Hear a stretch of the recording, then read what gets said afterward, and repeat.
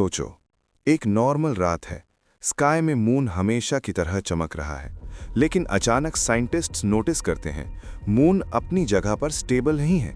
वो धीरे नहीं बल्कि सीधा अर्थ की तरफ आ रहा है और स्पीड है 1000 किलोमीटर्स पर आवर। ये कोई स्लो मोशन डिजास्टर नहीं, ये एक सडन कॉस्मिक नाइटमेयर है। सिर्फ 30 मिनट्स का वार्निंग मिलता है और दुनिया को समझने का टाइम ही नहीं मिलता कि हो क्या रहा है। समुंदर सबसे पहले रिएक्ट करता है। टाइड्स नॉर्मल नहीं रहते, वेव्स अजीब तरीके से ऊपर उठने लगती हैं। जो जगह पर रोज हल्की सी लहर आती थी, वहां अब दीवार जैसी वेव्स बन रही हैं।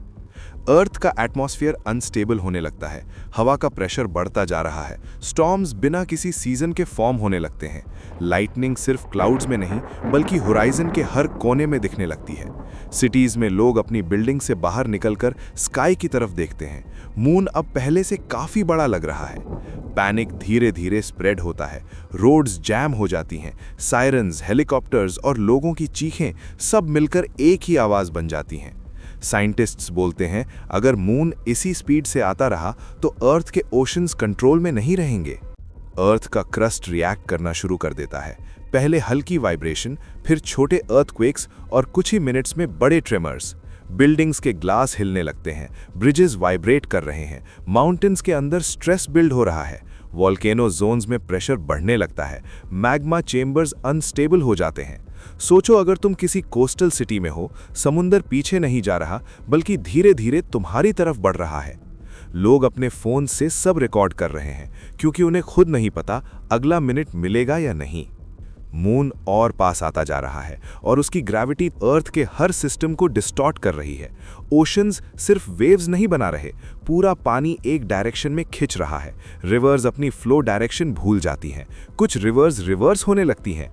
ये कोई मूवी नहीं लग रही, ये रियलिटी जैसे फील होने लगती है।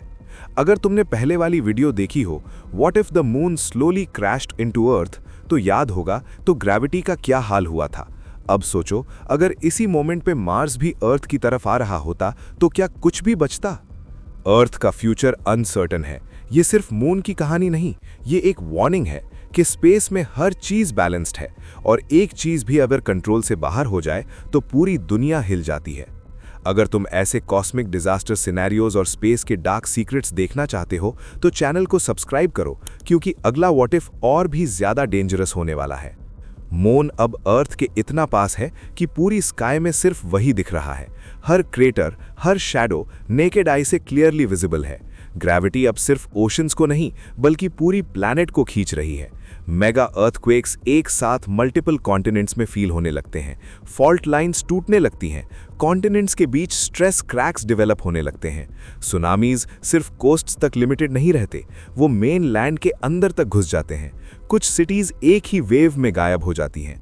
अर्थ का मैग्नेटिक फील्ड डिस्टर्ब होने लगता है, सैटेलाइट सिग्नल देना बंद कर देते हैं, कम्युनिकेशन कोलैप्स हो जाता है। लोग सिर्फ अपनी आंखों से एपोकलिप्स देख रहे हैं।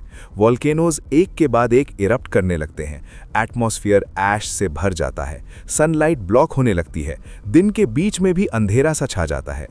अगर मून की स्पीड थोड़ी सी और होती, 2000 किलोमीटर्स पर आवर, तो अर्थ शायद अब तक टुकड़ों में टूट चुकी होती। मून फाइनली अर्थ के एटमॉस्फेयर के बिल्कुल पास आ जाता है। उसका मैसिव साइज ओशंस को लिटरली ऊपर उठाता है। पानी हवा में रुटकर गिरता है, जैसे ग्रेविटी का कॉन्सेप्ट ही टूट गया हो। और फिर कोलिजन। इम्पैक्ट इतना पावरफुल होता है कि शॉक वेव्स पूरी अर्थ के थ्रू ट्रैवल करती हैं। माउंटेन्स कोलैप्स करने लगते हैं, ओशंस अपनी जगह से बाहर आ जाते हैं। ये सिर्फ एक जगह का डिस्ट्रक्शन नहीं, पूरी प्लैनेट का ट्रॉमा है। इम्पैक्ट के बाद अर्थ रिकॉग्नाइजेबल नहीं लगती। डस्ट और डिब्री एटमॉस्फेयर में फैल चुका है, मेगा व्हर्लपूल्स ओशंस में फॉर्म हो चुके हैं, क्लाइमेट परमानेंटली चेंज हो चुका है।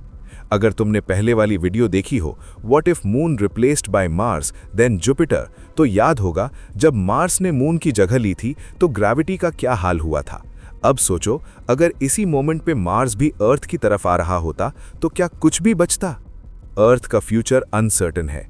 ये सिर्फ मून की कहानी नहीं, ये एक वार्निंग है कि स्पेस में हर चीज बैलेंस्ड है और एक चीज भी अगर कंट्रोल से बाहर हो जाए तो पूरी दुनिया हिल जाती है।